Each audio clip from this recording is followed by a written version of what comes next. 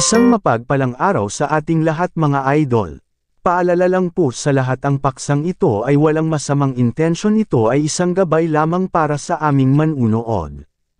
Kunting kaalaman lang. Alam nyo ba, ang palay ay kabilang sa uri ng, kung alam nyo ang sagot mag-comment lang sa ating comment section mga lods.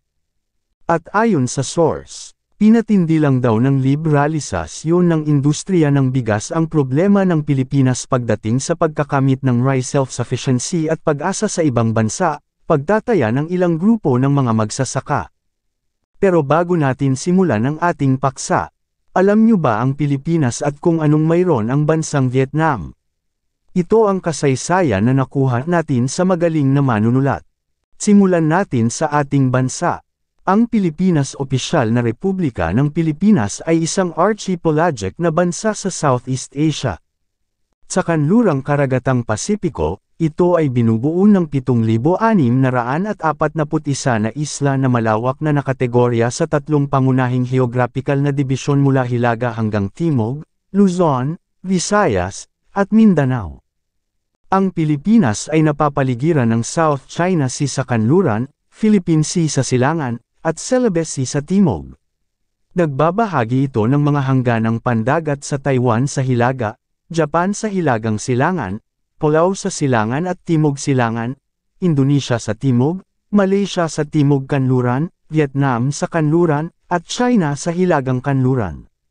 Ito ang ika-12 bansa na may pinakamaraming kabuuang ektarya ng Pilipinas. 7 milyong ektarya, 27,000 square miles, ng kagubatan. Nitong 2023, ang pagtutroso ay ginawang sistema sa panahon ng mga Amerikano. Ang Pilipinas din ay may pinakamaraming lingwahe sa buong mundo. Mayroong humigit kumulang 130 hanggang 175 na wikang ginagamit sa Pilipinas, depende sa paraan ng pag-uuri. Halos lahat ay mga wikang Malayo, Polynesian katutubo sa Kapuluan.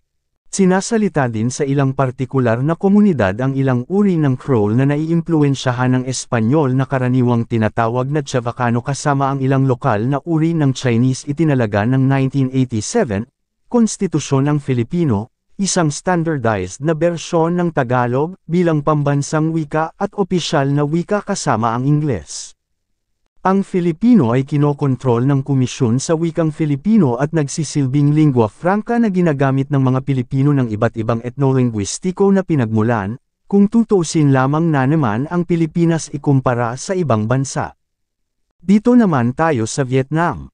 Ang Vietnamese opisyal na SRV, o ang Socialist Republic of Vietnam ay isang bansa sa silangang gilid ng mainland Southeast Asia, na may lawak na 331,212 square kilometers, 127,882 square miles, at ginagawa itong pang-15 pinakamataong bansa sa mundo.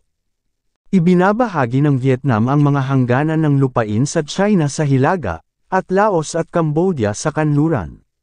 Nagbabahagi ito ng mga hangganang pandagat sa Thailand sa pamamagitan ng Gulf of Thailand, at Philippines, Indonesia, at Malaysia sa pamamagitan ng South China Sea. Ang kabisera nito ay Hanoi at ang pinakamalaking lungsod nito ay Ho Chi Minh City, karaniwang tinutukoy sa dating pangalan nito, Saigon. Ang populasyon ng Vietnam nitong 2023 ay tinatayang nasa 78,858,950 katao sa kalagitnaan ng taon.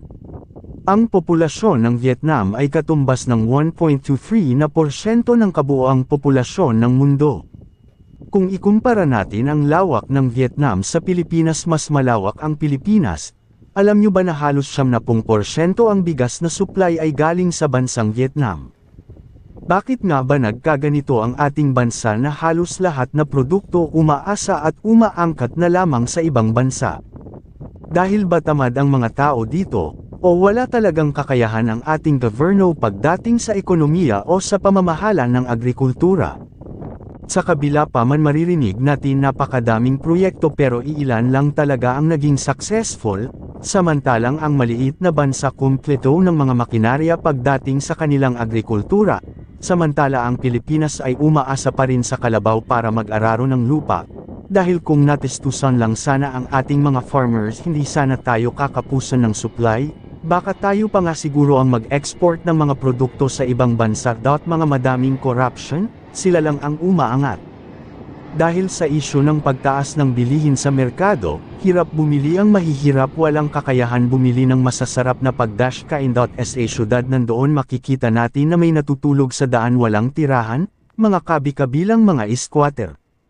Mga proyektong nagastusan at biglang ipatigil kay ang isyo kulang sa dokumento. Kailangan pang e-check ulit dahil may mali sa proyekto. Ano tayo tuloy-tuloy ang pag-angat ng bansa kung ganito ang setup sa namamahala.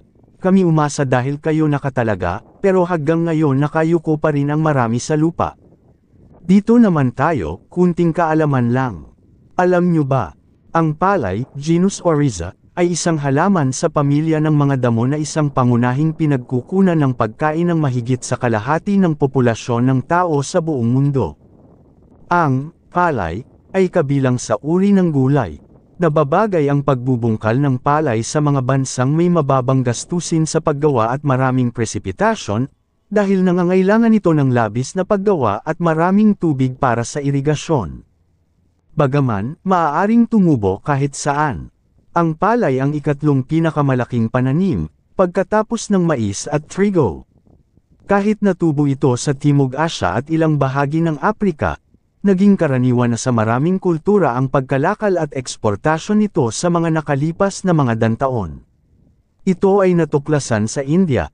Ang produksyon ng bigas sa Pilipinas ay mahalaga sa supply ng pagkain at ng ekonomiya ng bansa.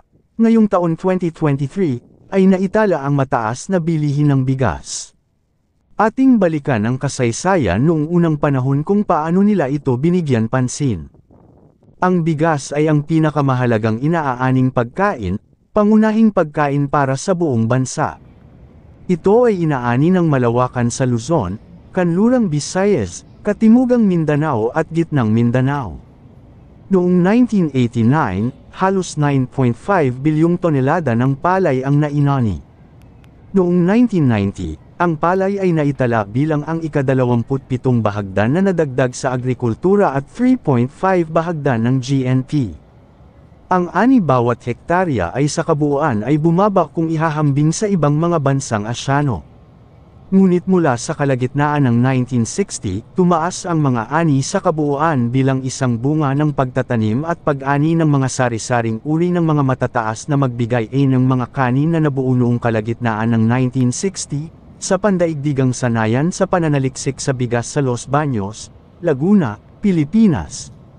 Ang antas ng mahiwagang bigas sa kabuuang ani ay umakyat mula sa wala noong 1965 hanggang 1966 at umakyat sa ika-81 bahagdan noong 1981 hanggang 1982. Ang karaniwang pag-aani ng bigas ay umakyat mula 2.3 tonelada bawat hektarya, 2.8 tonelada sa mga pinatubig na bukirin, noong 1983.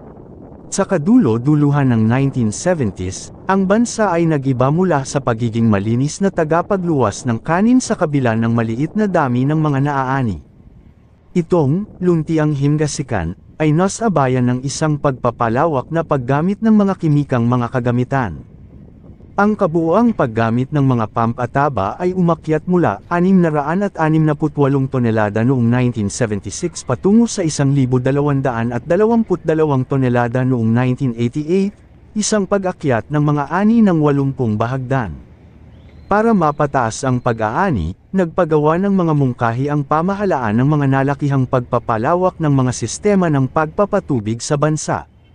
Ang lugar na nasa ilalim ng mga patubig ay umakyat mula sa 500,000 hektarya noong kalagitnaan ng 1960s at naging 1.5 milyong hektarya noong 1988, halos kalahati na ng maaaring mapatubigang lupa.